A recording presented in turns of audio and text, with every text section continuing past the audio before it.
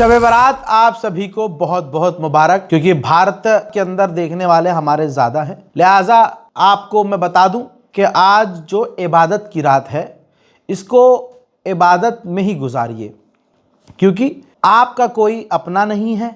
आप अगर एक कदम भी गलत उठाते हैं, आप गलत नहीं भी होते तब भी आपको गलत प्रशासन दिखा देता है, क्योंकि आप मुसलमान हैं। ऊपर से आपके त्योहारों पर आपको ही निशाना बनाया जाता है। गलतियां हमारे यहाँ भी हद से ज़्यादा की जाती हैं। हमारी कौम के नौजवान जोश में ज़्यादा रहते हैं, लेकिन दो थप्पड़ का दम नहीं होता। मोहम्मद दीपक कोट द्वार का मामला आपको मालूम है। भैया, मोहम्मद दीपक ने जिस बुजुर्ग व्यक्ति के लिए स्टैंड लिया, आज यही कौम, जिस कौम के लिए लड़ा वो बंदा, उसको इसी कौम ने, वो मुसलमानों ने अकेला छोड़ दिया। अब आप कहेंगे नहीं भाई, बहुत लोग सपोर्ट कर रहे हैं, रील बनाने के लिए सपोर्ट कर रहे हैं, बड़े बड़े जो मुस्लिम इन्फ्लुएंसर हैं वहाँ जा नहीं रहे हैं। अगर जा रहे हैं तो बस मोहम्मद दीपक भाई के साथ, दीपक कुमार के साथ वीडियो बना रहे हैं और आ रहे हैं। ऐसे बहुत सारे अपडेट और जानकारियाँ मुझे मिली कि भैया FIR तो उल्टा मोहम्मद दीपक पर ही गई है, दीपक कुमार पर कर दी है। दीपक कुमार दिल से बहुत ज़्यादा परेशान हैं। उनका एक ऑडियो भी मैंने सुना जिसमें वो ये कह रहे हैं कि जिनके लिए मैंने स्टैंड लिया वो लोग मेरे साथ खड़े नहीं हैं, वो मुझे मारने आ रहे हैं, और जिनके लिए मैंने स्टैंड लिया वो लोग वहाँ खड़े हैं लेकिन कोई उनसे बात नहीं कर रहा है, वो मुझे मारने आए हैं, लेकिन बजरंग दल वालों का सामना कोई नहीं कर रहा है। तो ये हमारे मुसलमानों के हालात हैं। हमें आपस में ही दम दिखाना होता है। एक मुसलमान की मुसलमान चल रही हो, ओफो, फिर आप जलवा देखो, आप बदमाशी देखो। और आज है शब बारात, इबादत की रात है जो मस्जिद में गुजारनी चाहिए। तो ये हमेशा होता है, सालों साल से होता आया है। तो नौजवान जो है कुर्ता पायजामा पहन के, टोपी लगाकर, एक बाइक पर 4-4 लोग सवार होके सड़कों पर हुड़दंगी मचाते हैं। ये बात हकीकत है। मैं मुसलमान हूँ, मैं अपने आसपास खुद ये बचपन से देखता आया हूँ। घर वाले समझाते नहीं हैं, समझाते हैं तो आज के दौर में घर वालों की बात कहाँ किसी को समझ में आती है। ट्रैफिक रूल्स का उल्लंघन किया जाता है, और क्योंकि हम मुसलमान हैं तो माफ़ी नाम की कोई चीज़ हमें नहीं मिलती है, बल्कि हमें गिफ्ट में चूतड़ों पर लठ भी मिलते हैं। तो हमें ये काम करना क्यों है? सबसे बड़ी बात ये है, जो रात इबादत की है, इस इबादत की रात में आप मस्जिद के अलावा सड़कों पर हुड़दंगी करते क्यों हैं? सवाल ये है। हालांकि कर नहीं पाएंगे, क्योंकि लठ लेकर प्रशासन आपका इंतज़ार कर रहा है हर जगह। तो मेरे मुसलमानों से अपील है कि आज रात अपने बच्चों पर नज़र रखें। उनसे कहें कि अगर शैतान ज़्यादा हावी है तो भले ही इबादत करने मत जा भैया, घर के अंदर रहे, क्योंकि कल ऊंच नीच हो गई तुम्हारे स्टंटबाजी की वजह से, तो ये शब बारात की रात हमारे लिए काली रात हो जाएगी तुम्हारी गलती की वजह से। ये इबादत की रात है, ये नमाज की रात है, इसमें दुआएं आप पढ़ो, आलिम दीन की बात सुनो। और अगर तुम्हारा इबादत में मन नहीं लग रहा है तो शब बारात के इस त्यौहार को तुम अपनी आवारागर्दी के लिए इस्तेमाल मत करो। मेरी एक अपील है अपनी कौम से, मैं आपका अपना हूँ, मैं कभी भी आपके बुरे के लिए नहीं बोला हूँ, आपके अच्छे के लिए बोला हूँ। नौजवान लोग समझ जाएं, जो नौजवान समझदार लोग हैं वो अपने छोटों को समझाएं कि मस्जिद के अंदर रहें, अपने घर के अंदर रहें, इबादत करें। ये इबादत की रात है। मिडिल ईस्ट स्पेशल रिपोर्ट में आपका स्वागत है। खुलासा करने जा रहा हूँ, ये खुलासा मैं नहीं कर रहा हूँ, लेबनान के अंदर अंतर्राष्ट्रीय फ़ौज जो तैनात है उसने खुलासा किया है कि इजराइल केमिकल की बारिश कर रहा है, केमिकल स्प्रे कर रहा है लेबनान और सीरिया के बॉर्डर के इलाकों में। वो केमिकल क्या है? वो केमिकल ऐसा है, ये खुद इंटरनेशनल फोर्स ने बताया है। लेबनान और सीरिया की गवर्नमेंट तो बोलेगी भी नहीं, चाहे उनको नंगा करके उल्टा लगा दिया जाए और अमेरिका और इजराइल मिलकर उनके साथ कुछ भी कर लें, वो नहीं बोलेंगे। ये इंटरनेशनल फ़ौज है जिसने खुलासा किया है, जो लेबनान में तैनात है। उन्होंने कहा है कि सीरिया और लेबनान के बॉर्डर पर इजराइल केमिकल स्प्रे कर रहा है, जिसकी वजह से परमानेंटली ये ज़मीन जो सीरिया और लेबनान की है इतनी बेकार हो जाएगी कि ज़िंदगी में इस ज़मीन पर कभी भी कोई भी फसल नहीं उगेगी। यानी पूरी ज़मीन को बर्बाद कर रहा है इज़राइल। तो अगर लेबनान और सीरिया में ये कर रहा है इज़राइल, तो इज़राइल ने ये काम गाज़ा में कितने ख़तरनाक तरीके से किया होगा। गाज़ा के अंदर आपको कोई हरी ज़मीन नज़र नहीं आ रही होगी। तो ये बात क्लियर है कि इज़राइल ने मिडिल ईस्ट को लगभग पूरी तरह से तबाह बर्बाद कर दिया है। ग्रेटर इज़राइल के चक्कर में इज़राइल ने कई सारे मुल्कों का भविष्य अंधकार में ढकेल दिया है। केमिकल का इस्तेमाल तो कर ही रहा है इज़राइल, लेकिन लेबनान पर पूरी ताकत से सीज फायर के बावजूद हमले भी कर रहा है इज़राइल। ये देखिए,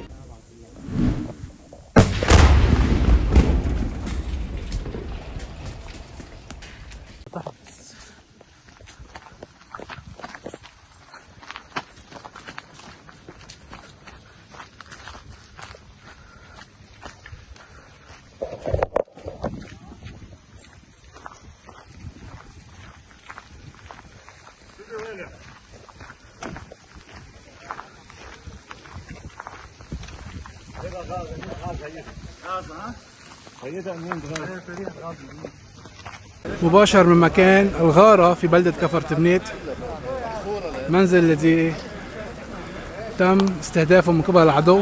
دمار كبير، يعني دمار كبير. उधर अमेरिका पहुंचे हैं लेबनान के आर्मी चीफ। चंद तस्वीरें आपके सामने। अमेरिकी ऑफिशियल से लेबनान के आर्मी चीफ की मुलाकात हुई है।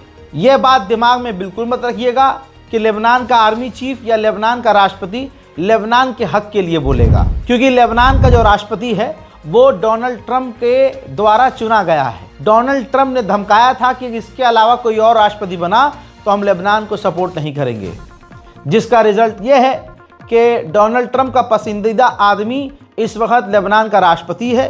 लेबनान की सेना हो, लेबनान का राष्ट्रपति हो, हिजबुल्लाह के खिलाफ काम कर रहा है।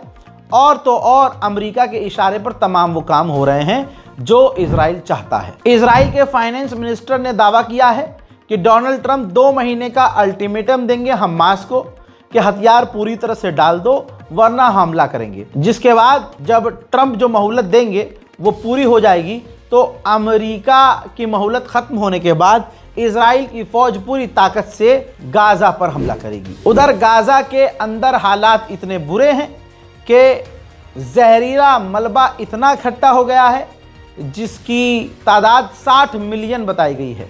60 मिलियन टन गाज़ा में कूड़ा है जहरीला, जिसकी वजह से बीमारियां, गंदगी फैल रही है। और ये कूड़ा इतना है कि अगर ये कूड़ा ही साफ करने में दिन लगाए जाएं तो 7 साल लग जाएंगे। इजराइल गाज़ा के अंदर लगातार गोलीबारी भी कर रहा है, हमले भी कर रहा है। ताज़ा तरीन गोलीबारी में 2 बच्चे मारे गए, जिसमें 3 साल का एक बच्चा भी शामिल है। कई लोग घायल हैं। गाज़ा के अंदर जो सीज फायर था इजराइल का, वो पूरी तरह से इजराइल ने तोड़ा हुआ है और अरब खामोश। हजरात, हमास ने इजराइल के हर बॉडी को लौटा दिया है, लेकिन इजराइल के पास अभी भी 700 से ज़्यादा फिलिस्तीनियों की लाशें हैं जिन्हें उल्टा इजराइल गाज़ा को लौटा नहीं रहा है। गाज़ा की आबादी लगभग 10% कम हो चुकी है। 2.5 लाख टोटल ऐसे लोग हैं जिनमें 80 से 90 हज़ार मारे गए हैं, जिनमें बाकी अभी लापता हैं, जिंदा हैं या मारे गए नहीं पता, और हज़ारों की लाशें अभी मलबे के नीचे दबकर सड़ चुकी हैं। 2.5 साल के बाद तस्वीर आपके सामने, रफ़ा क्रॉसिंग बॉर्डर खोला गया है, जहां पर अलग अलग ह्यूमन राइट ऑर्गेनाइजेशंस के लोग खड़े हुए हैं, भीड़ लगी हुई है। एम्बुलेंसेस वहां पर हैं कि गाज़ा से अगर कोई भी बीमार या परेशान या घायल व्यक्ति आया तो उसे वहीं से इलाज मिले। लेकिन इस रफ़ा क्रॉसिंग पर अभी भी इजराइल का फुल कंट्रोल है। उधर हमास ने कर दिया है ऐलान कि हमारा सारा काम ख़त्म हो चुका है। हम गवर्नमेंट किसी आज़ाद ग्रुप को, फ़िलिस्तीनी संगठन को, ऑर्गेनाइजेशन को सौंपने को तैयार हो चुके हैं। वेस्ट बैंक में जहां इजराइल फ़िलिस्तीनियों को, मकानों को तोड़ रहा है, फ़िलिस्तीनियों को गिरफ्तार कर रहा है, इजरायली सेटलर्स के द्वारा इजराइल की जो सरकार है फ़िलिस्तीनियों पर हमला करवा रही है। ऐसे में वेस्ट बैंक में ही फ़िलिस्तीनियों को मकान बनाने कैसे देगी? जी हाँ, ताज़ा जानकारी यह है कि जो वेस्ट बैंक में रहने वाले फ़िलिस्तीनी हैं, जब वो अपना मकान बना रहे हैं तो इजराइल उन्हें रोक रहा है। מבינה שראש המועצה דיבר עם המת"ק הישראלי ועומרי אמר להם שיש שם אישור לעבוד. למה הוא מצלם בתוך הבית שלנו? הוא יכול לעשות מה שהוא רוצה. אני יכול לבוא לבית שלך ולצלם בתוך הבית שלך? זה שטח שלנו, שטח צבאי אני הולך סגור. לתל אביב, לעבוד, אביא אוכל לילדים זה שלי. אדמה פרטית. שטח צבאי סגור. आइए अब मैं आपको बरतानिया का हाल दिखाता हूं। ब्रिटेन के अंदर जो बरतानिया के लोग इंसानियत के लिए सड़क पर उतरे फ़िलिस्तीन की आज़ादी और गाज़ा में शांति के लिए, तो ब्रिटेन की पुलिस प्रदर्शनकारियों को जो खुद बरतानिया के हैं, बरतानिया के नागरिक हैं, उनको पीट रही है, मार रही है और गिरफ्तार कर रही है। अमरीकी एनवॉय ने एक इंटरव्यू में खुलासा किया, ये जो टकला है ये अमरीकी एनवॉय है, इसने जानकारी दी कि 5 अक्टूबर सन 2023 तक तुर्की और इजराइल के बीच बढ़िया काम चल रहा था, ट्रेड बहुत बढ़िया चल रहा था। हमला होने के बाद धीरे धीरे पूरी तरह से तुर्की और इजराइल का ट्रेड बंद हो गया है। लेकिन ये हम जानते हैं कि जब इजराइल और गाज़ा के बीच तमाम चीज़ें ख़त्म हो जाएंगी तो तुर्की और इजराइल का ट्रेड वापस उसी स्पीड में काम करेगा। उधर अमेरिका और इजराइल के द्वारा ये रिपोर्ट चलाई जा रही थी कि गाज़ा को यूएई संभालेगा, खर्चा पानी यूएई देखेगा। लीजिए, खंडन कर दिया खुद यूएई की गवर्नमेंट ने। यूएई की गवर्नमेंट ने कहा जो मीडिया में चीज़ें चलाई जा रही हैं कि गाज़ा को यूएई चलाएगा, संभालेगा, ऐसा नहीं है। हमारा कोई इंटरेस्ट नहीं है गाज़ा को संभालने का, गाज़ा को चलाने का। यानी आप देख लीजिए, यूएई जहां दुनिया के सामने हमदर्द फ़िलिस्तीन का बनता है, आपको बता दूं ये 1% भी कंट्रीब्यूशन गाज़ा में देना नहीं चाहता है। उधर सीरिया की गवर्नमेंट ने कहा है कि हमने बहुत सारे ऐसे लोगों को गिरफ्तार किया है जो हिजबुल्लाह के लिए काम कर रहे थे, हमने उन्हें गिरफ्तार कर लिया है। कुर्दिश और सीरिया के बीच में एग्रीमेंट होने के बाद जिन जिन इलाकों में सीरिया के इलाकों में जो कुर्दिश लोग थे, उन इलाकों में भी अब सीरिया की फौज जाकर तैनात हो रही है।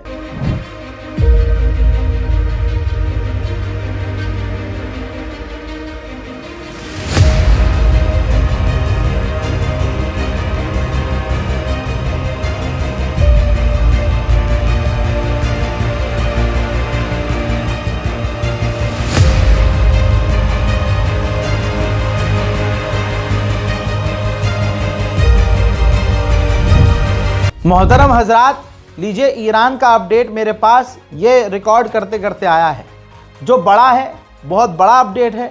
समय बर्बाद ना करते हुए इसी में सुन लीजिए आप बड़ी जानकारी क्या आई है।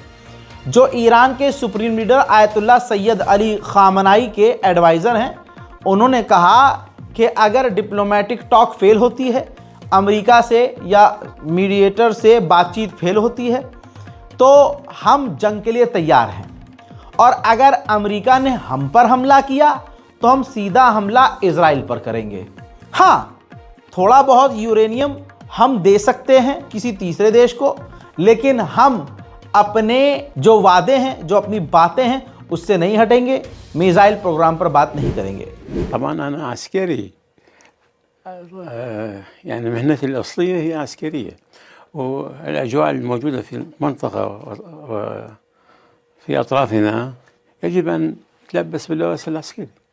يعني هي رسالة سياسية حبذت عسكرية. عملية. نعم، عملية. رسالة عملية، جاهزين. مباشرة يعني تنطلق الآن معنا بالمقابلة لتقول إنكم جاهزون في إيران للحرب والعدوان. अमेरिका को खुश करने की होड़ लगी हुई है। ऐसे में यूक्रेन, जिसको अंधाधुन फिलहाल अमेरिका से हथियार चाहिए, डोनाल्ड ट्रंप ज़ेलेंस्की से बात करना नहीं चाहते। ऐसे में ज़ेलेंस्की के पास गोल्डन अवसर है कि ईरान के खिलाफ जहर उगल कर डोनाल्ड ट्रंप को खुश करे। लिहाजा ज़ेलेंस्की यानी यूक्रेन भी ईरान के IRGC को टेरर लिस्ट में डालने की तैयारी में है। उधर ईरानी जर्नल ने खुलासा किया है, जिसके बाद अमेरिका के ऑफिशियल्स में हड़कंप मच गया है। ईरान के टॉप ऑफिशियल ने कहा है कि अगर अमेरिका ने हम पर हमला किया तो इलाके में जितने भी अमेरिकी ऑफिशियल्स हैं, अधिकारी हैं, सब हमारे निशाने पर होंगे। भैया ईरान क्लियर कह चुका है हम पर हमला हुआ तो इजराइल पर पहले बिस्मिल्लाह पढ़ेंगे। इतनी फटी पड़ी है इजराइल की कि इजराइल ड्रिल कर रहा है, ब्लैकआउट ड्रिल कर रहा है। यानी अगर ईरान ने हमला किया और पूरे इजराइल में अगर अंधेरा हो गया तो उस सिचुएशन में क्या करना है, इजराइल उसकी भी तैयारी कर रहा है। यानी कहीं ना कहीं एक बात क्लियर है, इजराइल का हलक सूखा हुआ है, अमेरिका परेशान है। ट्रंप ये चाह रहा था, इससे पहले के अपडेट में बता चुका हूं, ट्रंप ये चाह रहा था, एडवाइज़र से कहा था हमें ऐसा हमला करना है कि हमला भी हो जाए, नाक भी बच जाए और जंग भी न छिड़े। अमेरिकी एडवाइज़र ने, ट्रंप का जो एडवाइज़र है उसने कह दिया भाई ऐसा कोई ऑप्शन ही नहीं है चाचा, अगर एक हल्की सी मिसाइल भी ईरान की तरफ गई तो ईरान पूरी ताकत से हमला करेगा। तो अब मामला बिल्कुल फंस चुका है, पूरी दुनिया की नज़र ईरान पर है। अरब देश ईरान के साथ डर की वजह से है, मोहब्बत कुछ नहीं है, समझ रहे हो आप। तो ईरान की ताकत की ही वजह से आज अरब देश थोड़ा बहुत बोल भी रहे हैं कि हम हमला नहीं होने देंगे, अपनी ज़मीन का इस्तेमाल नहीं करने देंगे ईरान के ख़िलाफ़। लेकिन याद रखिएगा जैसे ही हमला होगा ये तमाम अरब देश खुलकर अमेरिका और इजराइल का साथ देंगे, लिख के ले लीजिए। मिडिल ईस्ट स्पेशल रिपोर्ट में फ़िलहाल के लिए इतना ही। चैनल को सब्सक्राइब कीजिए, इस रिपोर्ट को शेयर कीजिए, अपनी दुआओं में मुझे याद रखिए। शुरुआत में जो मैंने बात बोली है उस पर ज़्यादा ध्यान दीजिएगा। जय हिंद।